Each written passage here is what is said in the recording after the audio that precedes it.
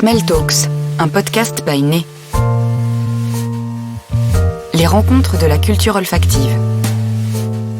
Parfumeurs, auteurs, scientifiques, Né vous propose des conférences d'experts à travers le monde.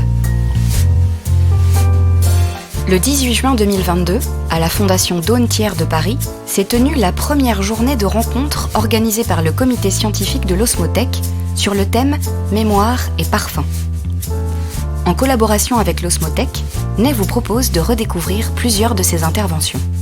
Sophie Valentine Borloo est docteure en littérature française et chercheuse à l'Université de Lausanne. Membre du comité scientifique de l'Osmothèque, elle nous propose aujourd'hui une conférence ayant pour thème « Enfermer dans un verre l'odeur de tes cheveux » ou l'art de fixer le souvenir olfactif. Sophie Valentine est docteure ès-lettres et chercheuse en littérature française à l'Université de Lausanne. Elle est l'auteure d'une thèse intitulée « L'odorat à ses monstres, olfaction et perversion dans l'imaginaire fin de siècle », actuellement en cours de publication aux éditions Peters. Tout le monde attend avec impatience. Elle a également publié l'essai « Les femmes qui se parfument doivent être admirées de loin », ainsi que plusieurs articles dans le champ des Smell Studies. En ce qui concerne plus spécifiquement la réminiscence olfactive, on peut signaler la communication de souvenirs en fétiche réminiscence féminine, donnée dans le cadre de la journée d'études de la CERN, et Femmes, féminité et parfum au XIXe siècle, imaginaire olfactif et construction du genre, donnée au MUSEM. Elle fait en outre partie du comité scientifique de l'Osmothèque. Aujourd'hui, elle s'intéresse à la rivalité entre poésie et parfum, dès lors qu'il s'agit de préserver un souvenir dans la durée. Nous avons hâte de t'écouter. Merci beaucoup Isabelle. J'aurais pu commencer cette présentation en citant les mots de Victor Hugo dans Les Misérables. Rien n'éveille un souvenir comme une odeur. J'aurais pu opter pour ces fameux vers de Baudelaire qui chantent, comme Isabelle vient de le faire, un vieux flacon qui se souvient, d'où jaillit toute vive une âme qui revient. J'aurais pu, cela va sans dire, vous parler de Proust et de sa madeleine trempée dans l'infusion de tilleul qui ressuscite l'édifice immense du souvenir. J'aurais pu, mais j'ai choisi à la place d'opter pour quelque chose à la fois de moins canonique et de plus contemporain, en prenant pour point de départ la dernière chanson d'Orelsan, La Quête, qui s'ouvre sur ces mots « Rien ne peut me ramener plus en arrière que l'odeur de la pâte à modeler ». L'avenir nous dira si ces mots sont appelés à la même postérité que ceux d'Hugo, Baudelaire ou Proust. Cette odeur de pâte à modeler dont parle Orelsan, elle est souvent évoquée parmi les parfums d'enfance, ces fragrances qui ont le pouvoir de nous catapulter dans le passé en une inspiration. Nous avons tous des odeurs qui nous ramènent ainsi à un moment précis de notre existence, qui ressuscitent non seulement l'atmosphère olfactive, mais aussi le cadre et les émotions associées à ce moment révolu, ainsi que les personnes avec qui nous l'avons partagé. La plupart de ces odeurs sont individuelles, propres à chacun, mais certaines sont culturellement inscrites, ce qui signifie qu'elles fonctionnent à l'échelle d'une culture pour les personnes issues d'une même génération, comme par exemple l'odeur de la colle Cléopâtre ou encore celle des stencils. Autant dire que cette dimension mémorielle collective confère de la valeur à l'odeur. Une senteur qui fait office de machine à remonter le temps, c'est précieux, tant pour ceux qui la produisent que pour ceux qui l'utilisent. Se pose alors la question de la protection et de la préservation. Comment assurer l'authenticité et la pérennité de cette odeur si reconnaissable et si appréciée? La marque Hasbro, qui produit la pâte à modeler Play-Doh, a répondu à la question de la protection en enregistrant l'odeur spécifique de son produit auprès de l'Office américain des marques et des brevets, l'USPTO, en 2018. L'odeur y a été enregistrée grâce à une description textuelle qui prend la forme suivante. Il s'agit d'une odeur de vanille, douce et légèrement musquée, avec des notes légères de cerise, combinées à l'odeur d'une pâte salée à base de blé. Je ne sais pas si vous sentez la pâte à modeler.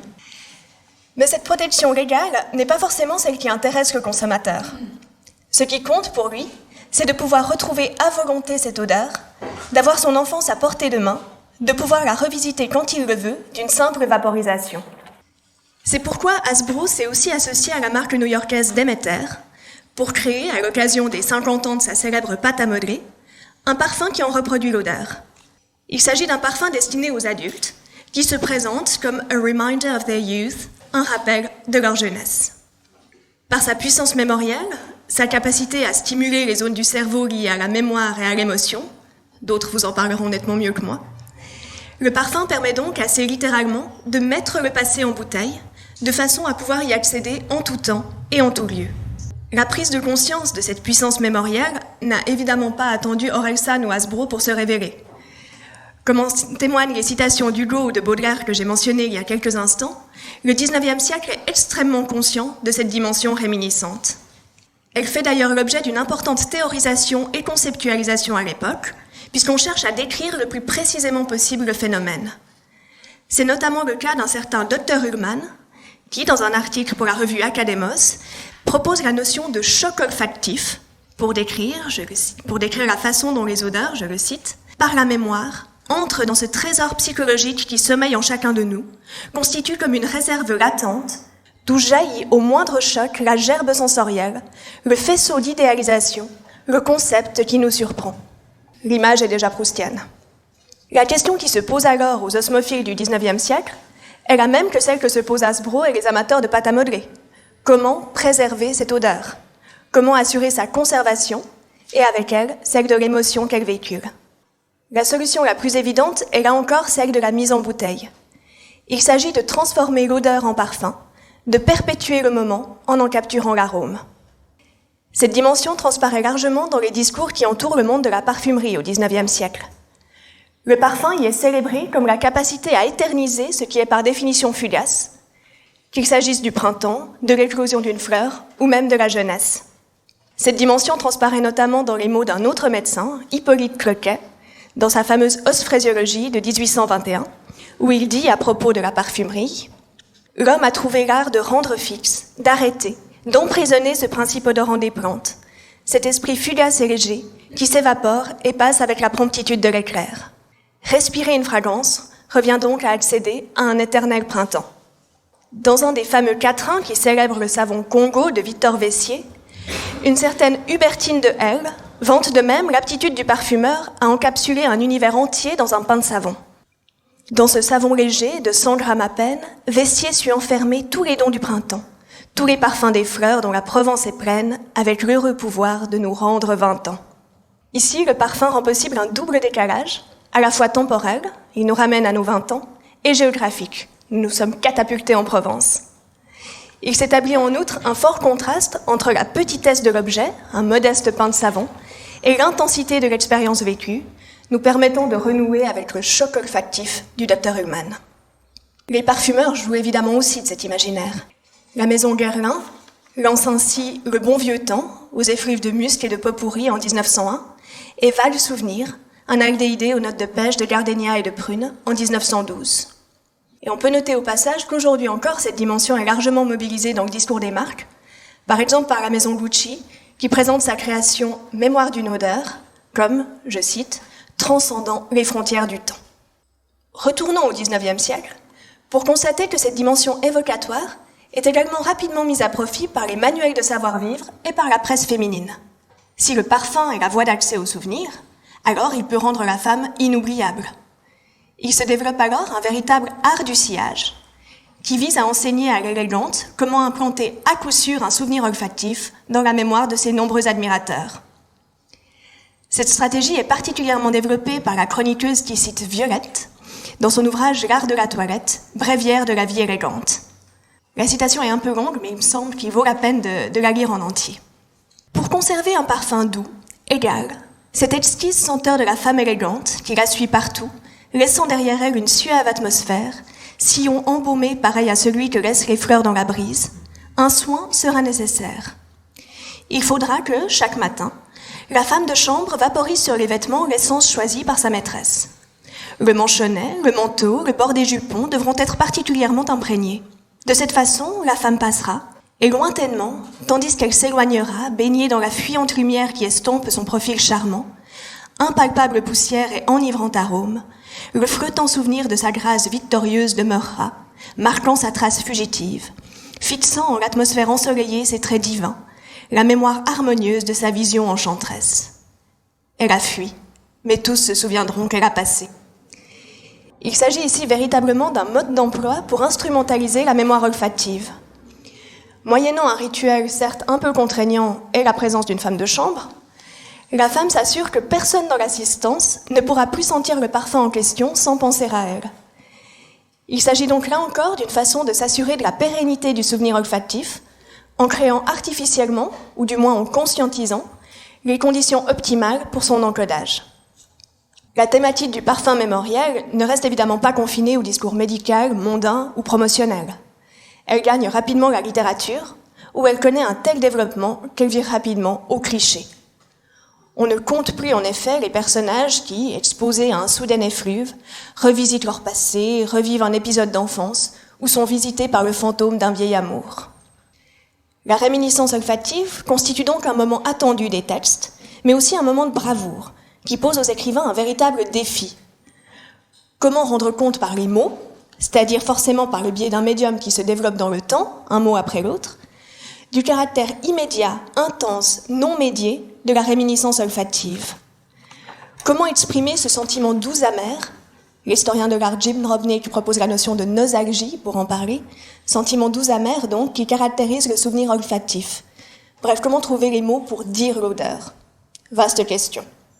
Maupassant, notamment, va relever le défi et livrer sinon un véritable mode d'emploi, du moins une forme de typologie détaillée de la réminiscence olfactive dans son roman Fort comme la mort. Il, c'est-à-dire Olivier Bertin, le protagoniste du texte, cherchait pourquoi avait lieu ce bouillonnement de sa vie ancienne, que plusieurs fois déjà, moins qu'aujourd'hui cependant, il avait senti et remarqué. Il existait toujours une cause à ces évocations subites, une cause matérielle et simple, une odeur, un parfum souvent. Que de fois une robe de femme lui avait jeté au passage, avec le souffle évaporé d'une essence, tout un rappel d'événements effacés. Au fond des vieux flacons de toilette, il avait retrouvé souvent aussi des parcelles de son existence. Et toutes les odeurs errantes, celles des rues, des champs, des maisons, des meubles, les douces et les mauvaises, les odeurs chaudes des soirs d'été, les odeurs froides des soirs d'hiver, ranimaient toujours chez lui de lointaines réminiscences, comme si les senteurs gardaient en elles les choses mortes embaumées, à la façon des aromates qui conservent les momies. Alors nous avons ici affaire à un passage extrêmement riche, que l'on pourrait commenter longuement. Je me contenterai de relever qu'il présente 3 types de souvenirs qui correspondent peu ou prou à autant de modes de conservation. Le premier type renoue avec cet art du sillage développé par les manuels de savoir-vivre. Il survient lors de la rencontre fortuite avec une passante et met en exergue l'opposition entre le caractère ténu de ce souffle évaporé d'une essence et l'intensité du ressenti. Ce type de réminiscence est stimulé par les parfums des gens que l'on rencontre. On peut donc supposer qu'il fait remonter des souvenirs sociaux, amicaux ou plus vraisemblablement amoureux. Le deuxième type de souvenir est celui des vieux flacons de toilette qui contiennent des parcelles de vie. Il joue sur l'idée du souvenir qui serait à disposition sur une étagère. Là où le précédent type était fortuit, dépendait d'une rencontre, celui-ci peut être volontaire et la mémoire demeure présente à l'état latent jusqu'à ce que l'on décide de l'activer en ouvrant le flacon et en respirant le contenu. C'est ce qu'Isabelle Chazot appelle joliment la rêverie du flacon. Le cabinet de toilette se mue alors en une forme de biographie olfactive où chaque bouteille correspond à une époque susceptible d'être revisitée en souvenir. Les odeurs mentionnées correspondent toutes à un usage personnel. Il s'agit de parfums dont Olivier Bertin a fait usage à un moment ou à un autre de sa vie. La réminiscence prend donc la forme d'une plongée dans les archives du moi, un retour à celui que j'étais dans le passé. La troisième et dernière modalité est moins spécifique, puisqu'elle recoupe une grande diversité d'odeurs et met en évidence le fait que n'importe quelle fragrance peut devenir vecteur de souvenirs en fonction de l'expérience individuelle. Toutes les odeurs mentionnées sont cependant dites errantes, c'est-à-dire qu'il s'agit de parfums d'ambiance, si je puis dire, d'odeurs propres à des endroits. Les souvenirs qu'elles évoquent sont donc ceux liés à des lieux spécifiques. À travers cet extrait, nous avons donc des effluves qui rappellent des gens, des effluves qui rappellent un ancien moi, et des effluves qui rappellent des lieux, ces différentes facettes du passé étant plus ou moins faciles à revisiter. J'aimerais à présent m'arrêter sur la dernière image du texte, celle qui présente le souvenir comme une forme de momie préservée par les parfums. Cette image correspond certes à l'utilisation séculaire des aromates comme instrument de conservation des chairs et plus largement comme élément important des rites funéraires. Mais il s'agit aussi d'une image très commune dans la littérature fin de siècle. Je vous en donne rapidement 2 exemples.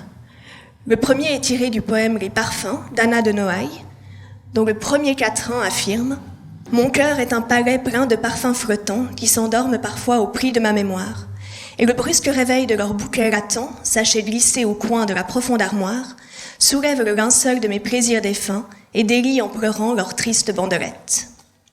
La réminiscence prend ici la forme d'une résurrection, mais d'une résurrection largement mélancolique, qui fait davantage éprouver le sentiment de la perte que celui d'un passé intact, miraculeusement retrouvé.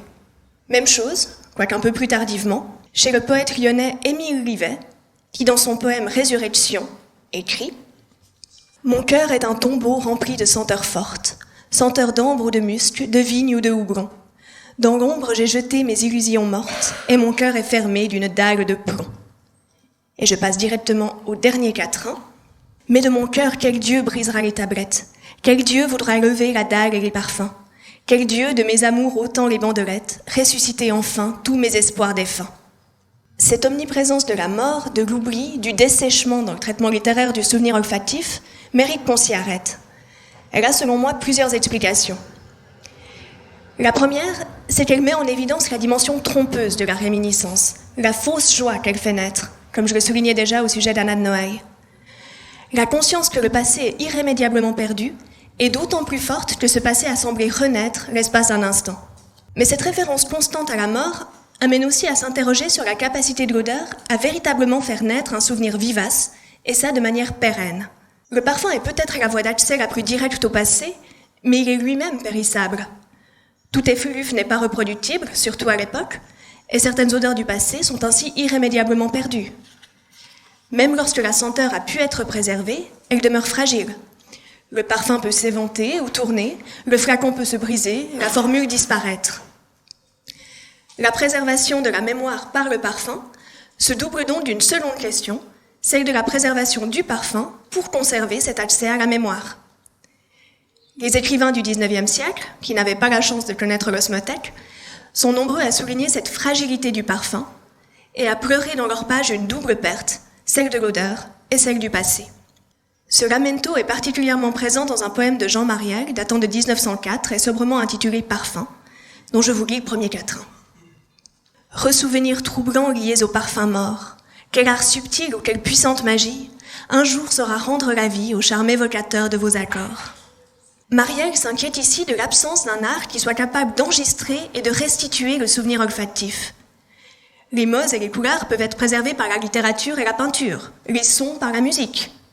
Mais vous, plus pénétrant et plus évocateur que les formes et les couleurs et que la musique elle-même, ô muette harmonie, ô parfums adorés, rien ne sauvera donc votre charme suprême de la nuit où bientôt vous vous engloutirez. Pour bien souligner l'ampleur de la perte, le poète s'attache ensuite à lister ces effluves disparus ou sur le point de disparaître, passant ainsi en revue les différents types de réminiscences olfactives.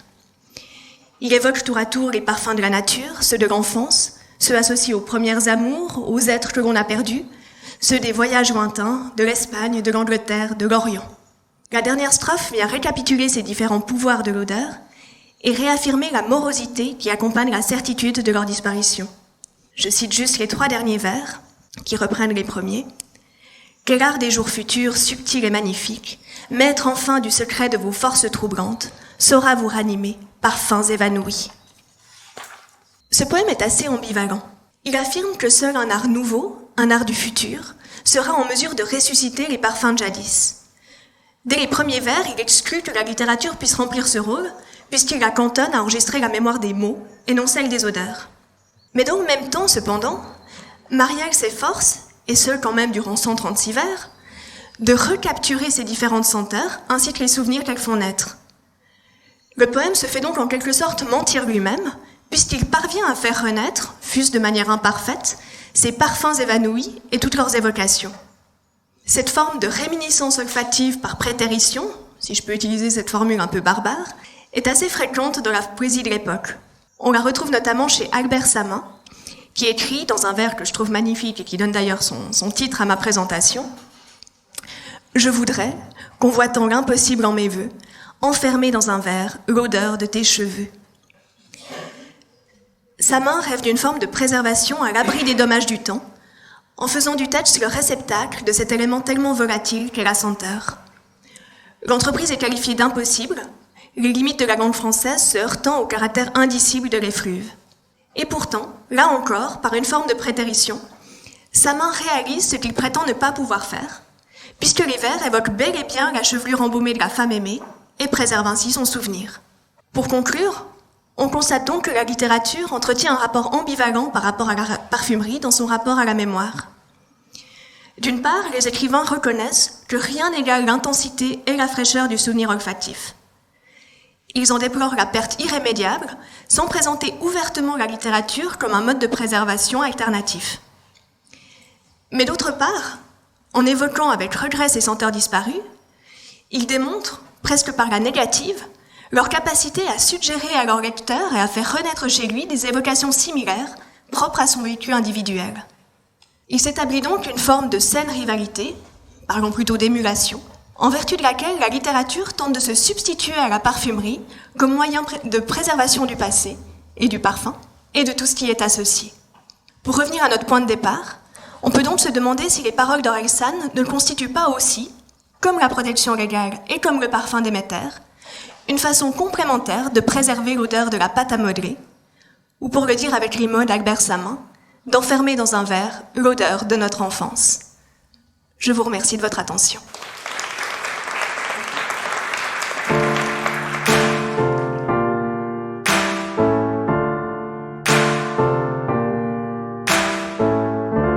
Retrouvez cette émission sur podcast.bainet.com et sur les plateformes habituelles.